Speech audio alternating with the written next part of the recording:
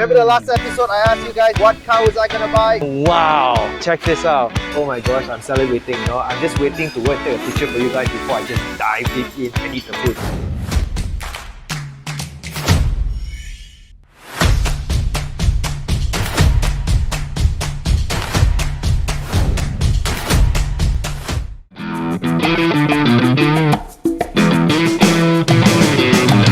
Hey guys, welcome to another episode of Explore with Michael, alright? Remember the last episode I asked you guys what car was I gonna buy? Well, voila! There we go right now, I'm in a Porsche. I got myself a Porsche Panamera. Well, I kind of like a 911, but you know, the thing is this, I'm a family man right now. I talked to my missus and said, well, I have kids, we have to compromise on the whole thing. So I said, okay, I'll get myself a 4-seater. But actually, I can tell you the honest truth, I actually like this car. It is pretty fast. It's a fun car to be in, and it's also pretty much a family car. My kids love it. I get to bring them out. We went for a lot of trips already, and it's pretty cool.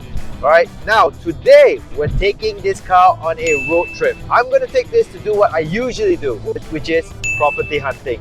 So here we are, we're going to go for property hunting. We're out on the streets, and I'm going to show you where we're going later. Stay tuned guys, and I'll tell you where we're going. Alright, let's go.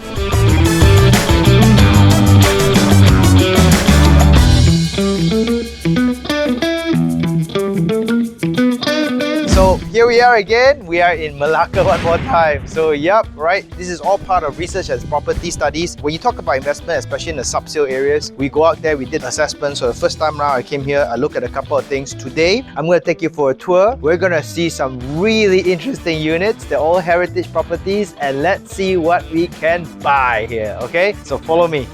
Okay, so we're here right now in one of the places in Jonker, and you know there's this one unit over here that we're looking in and this is it. Oh my god.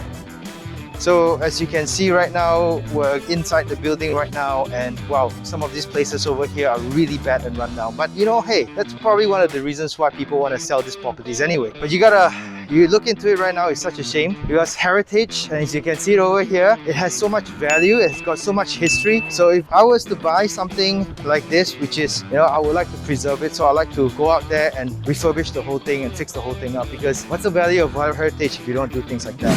Hey, so here we are, we're looking at another building over here, and this is Riverside. So you can see it's pretty old and all, but check out the view.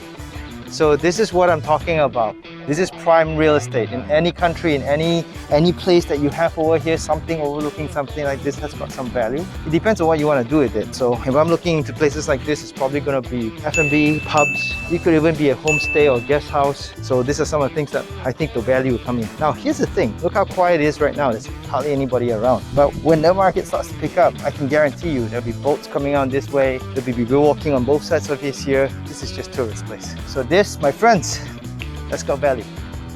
So let's go take a look at the site over here. So this is an end lot, and then what happens is we're going to check around to see what it looks like from the riverside. So if you can see like buildings like this, okay, they're pretty well done, well preserved. Okay, it's not too long a unit.